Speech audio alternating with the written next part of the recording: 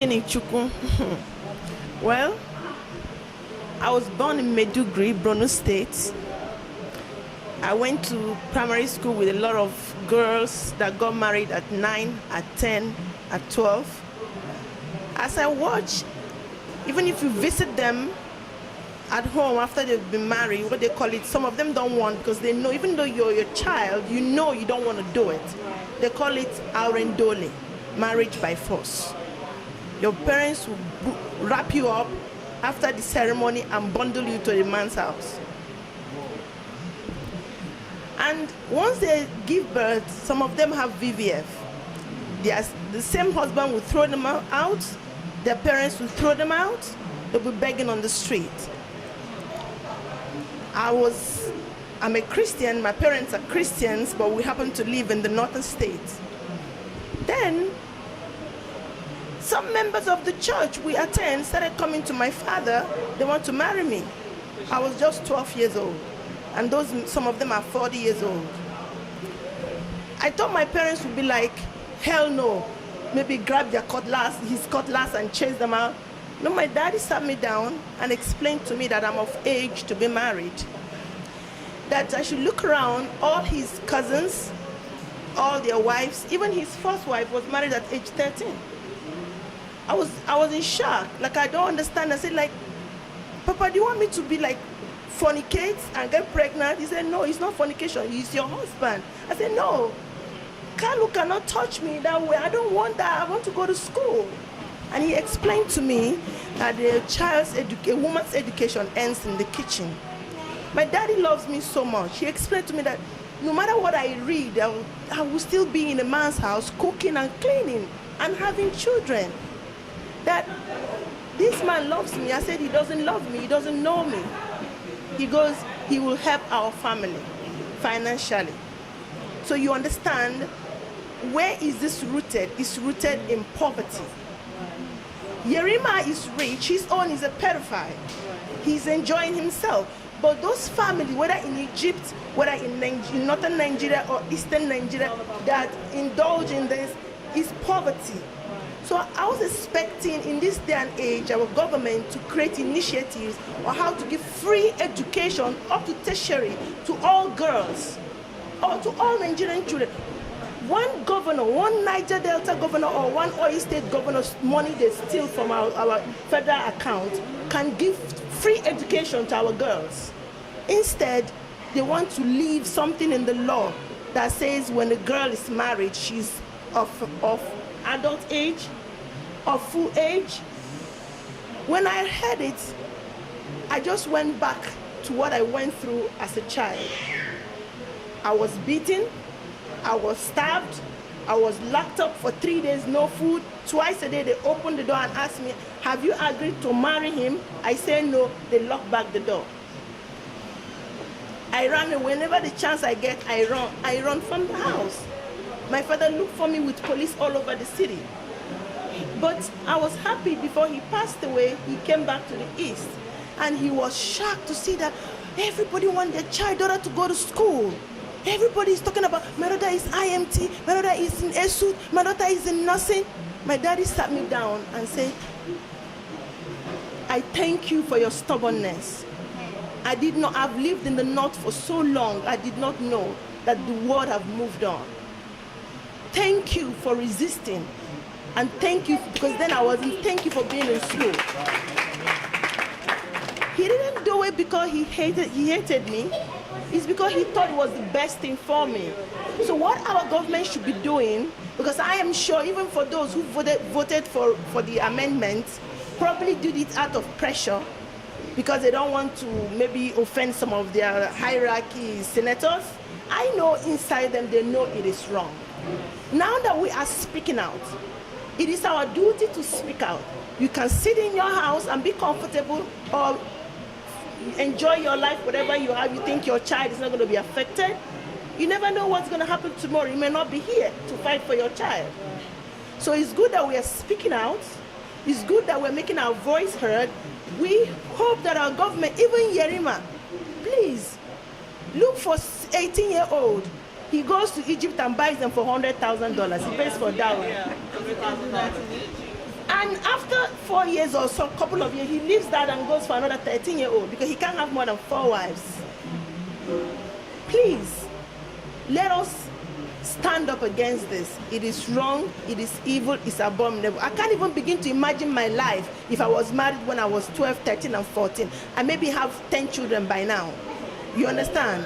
And I won't be able to help my family the way I impact in their life today.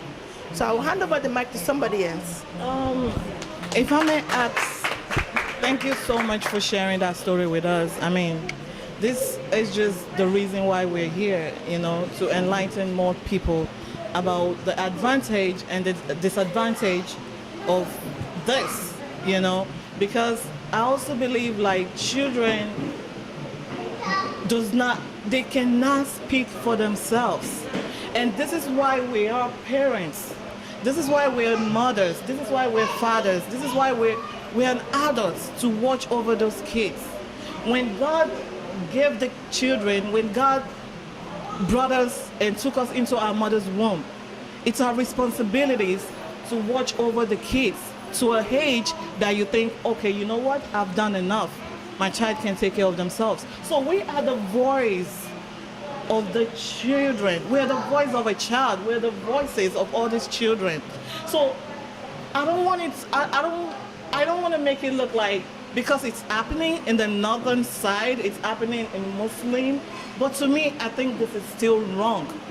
Because when a man is going to a family to pick up a little child, the child cannot speak for herself. The child cannot argue or fight for herself. From what Miss Jenny just said, she was scared. She was afraid.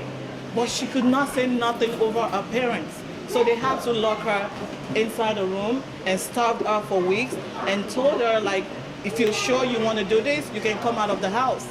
She cannot say nothing because you were like, how old? It happened several times, 12, 13, and 14.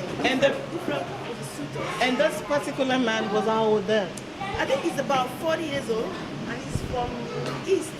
So does this really make it okay? So it doesn't make it okay for me. If you're either a Muslim or it's not okay. These are little children. So I'm gonna give the mic to Mr. Chuck, and if you have any questions to ask or anything to say to this, please. Yeah, thank you very much for the invitation. While I was on my way to this place, I honestly didn't know what to expect. These stories are so touching. Jenny, honestly, I'm not your dad, but I have to congratulate you for your stubbornness as well. I want to send a message, a clear message to everybody, all the kids. If you have the opportunity of listening to this anywhere you find it, if you are below 18 years old and you're looking at a man 50, you're going to end up being a widow in about 30 years because he probably has only 30 more years to live on the average. If you are a 60-year-old man and you're marrying a 13-year-old, well, do the math. The 13-year-old apparently, by the age of 26, she'll be a widow too, because with the stress in Nigeria and all these crazy things going on in Nigeria, the man might not even make it up to 75. So every woman is entitled to a lifetime partner. Kids need to grow up, enjoy their lives as kids. It's not okay to go to daycare to pick a bride. It is not okay to go to babysitters to look for a wife. The cynics, I have a message for you. We could talk about security.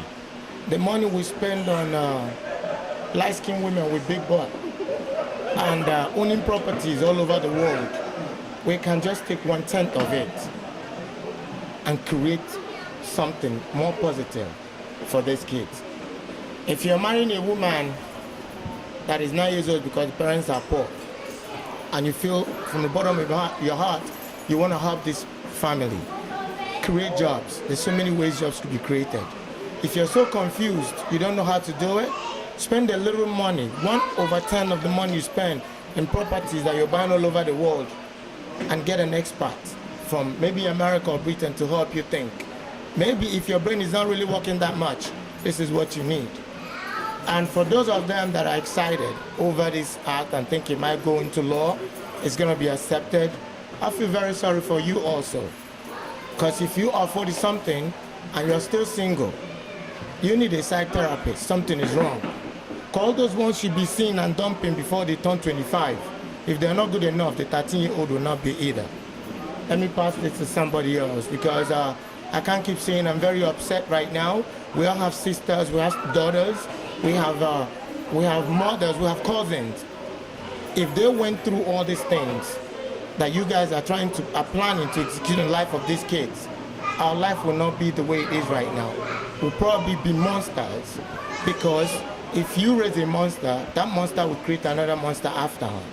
So let these girls be. 13-year-old has to be 13. 15 has to be 15. But if you've been doing this behind a closed door in your own community, based on your own religion, it is fine. Don't make it a national stuff. Thank you very much.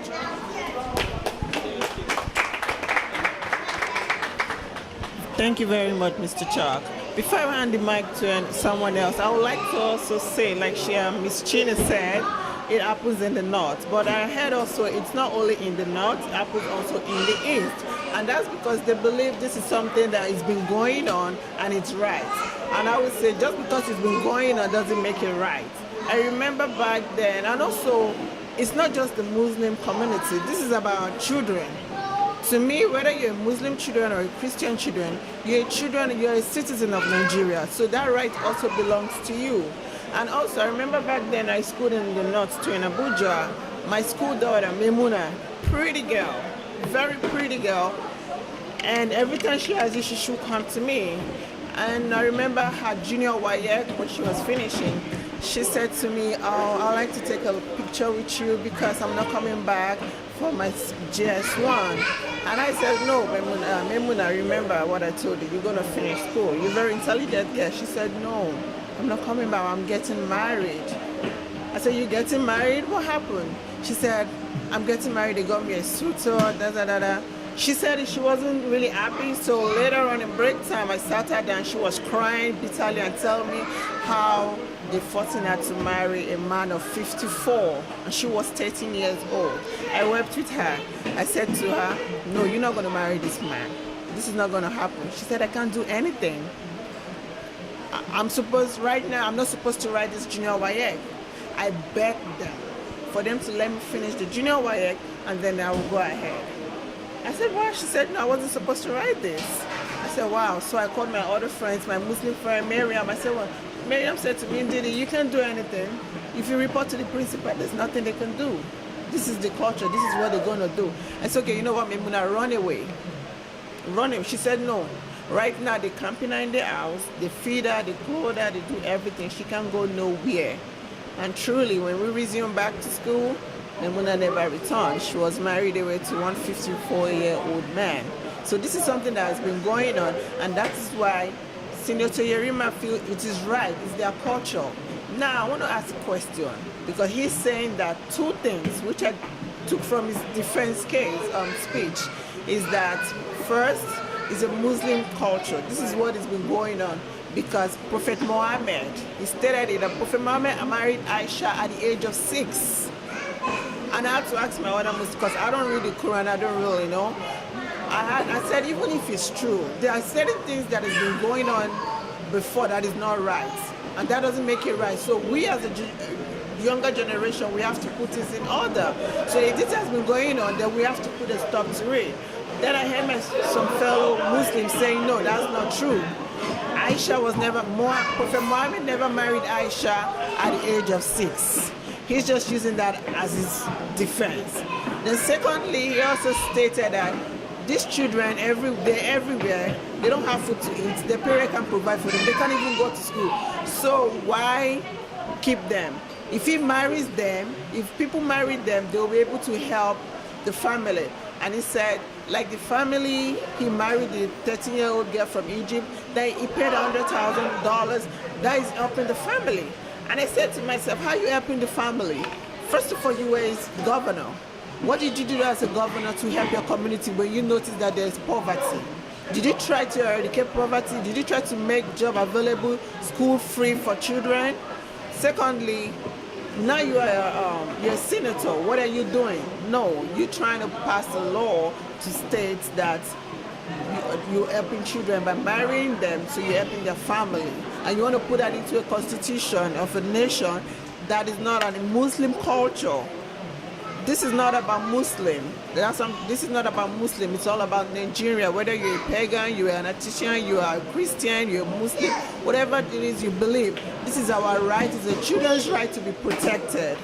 So please, I don't know if any Muslim have more about it to enlighten us about it, because I don't think that is right and we should not accept it. Thank you.